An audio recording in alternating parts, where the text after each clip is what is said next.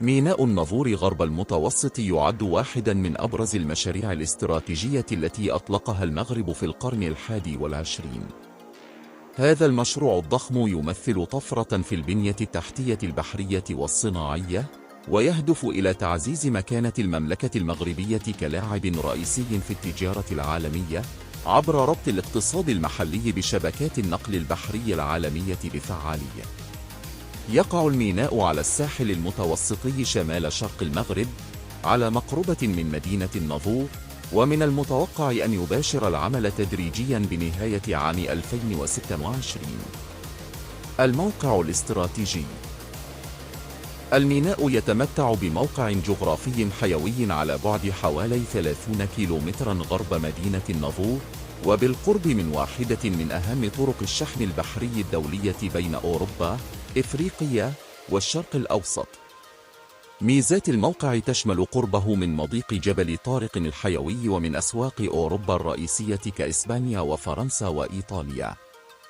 يتيح الموقع للميناء أن يصبح مركزاً لوجستياً بارزاً يدعم التجارة العالمية ويسهل حركة البضائع عبر البحر الأبيض المتوسط. الأهداف الطموحة للمشروع.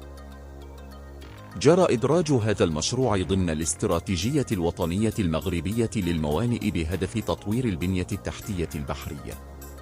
يهدف ميناء النافور غرب المتوسط إلى تحقيق عدة أهداف رئيسية، من أبرزها تخفيف الضغط عن الموانئ الكبرى مثل طنجة المتوسط، تعزيز القدرة التنافسية التجارية للمغرب، تنمية المنطقة الشرقية اقتصادياً، استقطاب الاستثمارات الأجنبية في مجالات الصناعة والطاقة والخدمات اللوجستية، وأخيراً إرساء منصة تدمج بين الميناء والمنطقة الصناعية واللوجستية المحيطة به.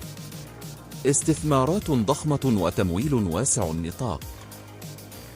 ميناء النافور غرب المتوسط يمثل واحداً من أكبر استثمارات البنية التحتية في المغرب، حيث وصل حجم الاستثمار لقرابة 40 مليار درهم مغربي، 4.2 مليار دولار، مع توقع استثمارات قريبة من نفس القيمة من القطاع الخاص.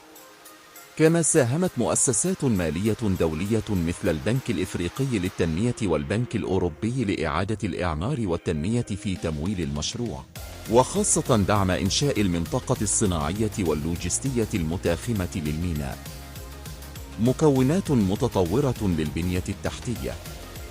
يتكون المشروع من مرفأ رئيسي ومجموعة متنوعة من المنشأة الصناعية المتطورة.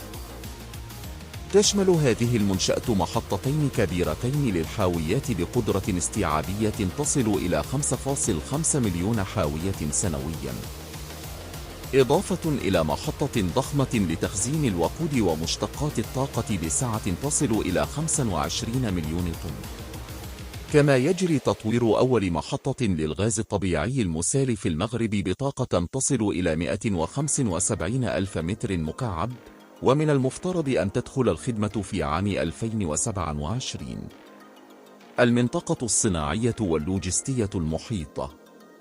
لا يقتصر المشروع على البنية التحتية للميناء فقط، فهو يشمل أيضاً منطقة صناعية ولوجستية واسعة مراد منها جذب استثمارات دولية وتنمية الصناعات المختلفة، بما في ذلك الصناعات التحويلية والطاقة والخدمات اللوجستية. تهدف هذه المنطقة إلى توفير منصة متكاملة للشركات العالمية والمحلية وتحفيز الصادرات المغربية. الفوائد الاقتصادية والاجتماعية. من المنتظر أن يكون لمشروع ميناء النافور غرب المتوسط تأثير اقتصادي واسع النطاق، إذ يسهم الميناء في تعزيز مشاركة المغرب في سلاسل التجارة والقيمة العالمية، تنشيط سوق العمل عبر توفير الآلاف من الوظائف المباشرة وغير المباشرة، ودفع عجلة التنمية الإقليمية بشكل كبير. بالإضافة إلى ذلك، فإن الميناء سيعمل جنباً إلى جنب مع موانئ أخرى كطنجة المتوسط والداخلة الأطلسي، مما سيدعم طموح المغرب لأن يصبح مركزاً لوجستياً عالمياً بين أوروبا وإفريقيا. خارطة الطريق. بحسب الجدول الزمني المعلن، سيتم تشغيل الميناء تدريجياً بدءاً من نهاية عام 2026، مع انتظار تشغيل بعض المنشآت المتخصصة مثل محطة الغاز الطبيعي المسال في عام 2027. هذا المشروع الطموح يعكس رؤية المغرب للتطور الاقتصادي والتنمية المستدامة وتعزيز مكانته كحلقة وصل استراتيجية في عالم التجارة العالمية. مع تشغيل ميناء الناظور غرب المتوسط والمشاريع المشابهة الأخرى، يمضي المغرب بخطى ثابتة نحو تحقيق طموحات كبيرة كفاعل رئيسي ضمن الاقتصاد العالمي.